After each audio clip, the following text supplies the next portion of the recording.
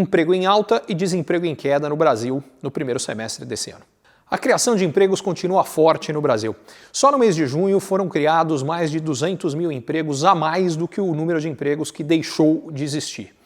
Se a gente considerar o primeiro semestre, hoje há no Brasil 1,3 milhão de empregos mais do que havia no final do ano passado. E isso aqui se reflete numa queda do desemprego. Acabou de ser divulgado, e são dois dados separados, duas instituições separadas medindo esses dados, e acabou de ser divulgado o seguinte: a taxa de desemprego no Brasil, no trimestre que terminou em junho desse ano, foi de 6,9%, a mais baixa para esse trimestre nos últimos 10 anos.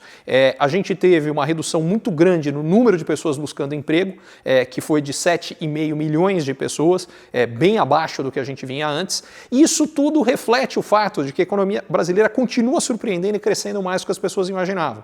Por exemplo, a expectativa de crescimento para o PIB brasileiro, medida pelo relatório Focus, continua crescendo. O último dado está para esse ano em 2,15%, no começo do ano ela não chegava a 1,5%. E isso apesar do desastre no Rio Grande do Sul, que roubou mais ou menos meio ponto percentual do crescimento brasileiro. Aliás, no mês de junho desse ano, todos os estados brasileiros, com exceção do Rio Grande do Sul, criaram mais empregos que destruíram. No caso do Rio Grande do Sul, mais uma vez, por conta do desastre, a gente tem um impacto econômico negativo e isso levou a um aumento das pessoas que perderam o emprego maior do que o número de novos empregos que foi criado.